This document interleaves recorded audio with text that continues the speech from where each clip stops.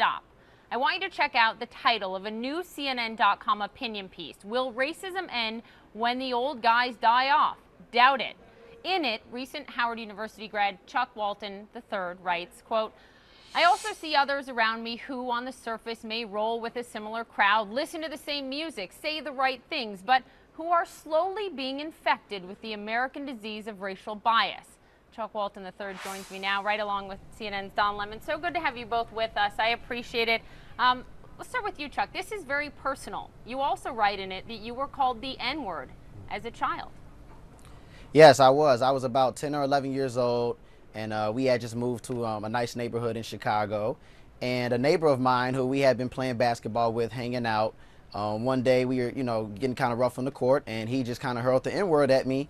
And the first thing that came to mind was to fight. So an altercation took place, and it was really a big situation. Our parents ended up intervening. But as I said in the article, the craziest thing about it was that our younger brothers were the same age. And we kind of really didn't see each other after that because there was so much tension between the families. Right. And it kind of ruined, their relationship.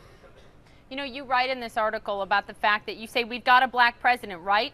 Isn't it all good? You talk about the fact that you think that your generation has to take a lot of accountability and action and unlearn what you talk about as learned behavior. Do you think that your generation is not stepping up? I don't think we're stepping up. I think that today we live kind of free. I think mainly because of the music that we listen to, some of the athletes that we like.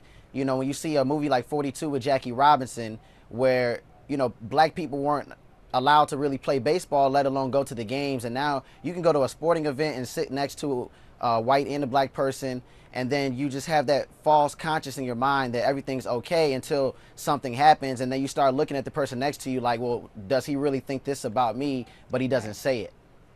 There's also that there's no real coming together anymore to, not in a real sense. Everything is 140 characters for this generation. So you vent your frustration, you voice it on social media, on Twitter, and then you feel like, oh, okay, therefore I've got it out.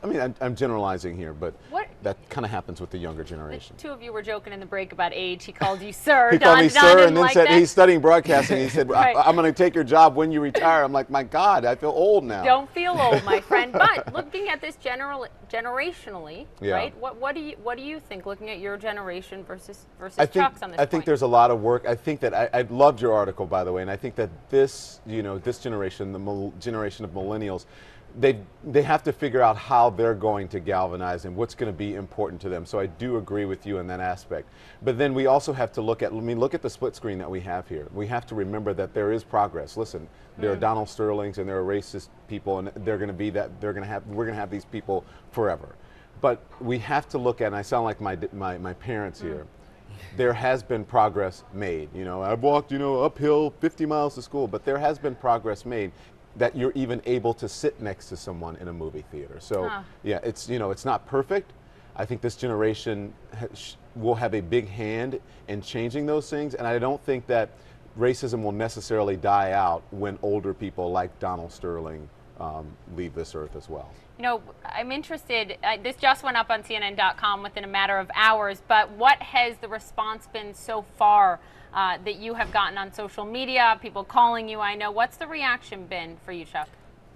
Oh, wow, the reaction is crazy. My mother and father and brother, they're calling me. Everybody wants to talk about it, some of the things that I put in the article.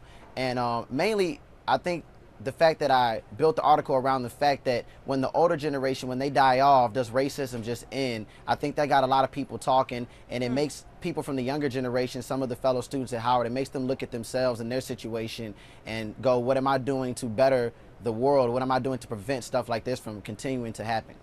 Yeah, Chuck Walton, Don Lemon, thank you both. But Chuck, kudos to you. It's not easy to put yourself out there. I know, Don, you also write op-eds. It's not an easy thing to do, and we appreciate you doing it and coming on and talking to us. Thank you. Thanks for having me. Good to have you both on. Of course, watch Don Lemon, 10:30 p.m. Eastern tonight, CNN Special Report. Do not miss that.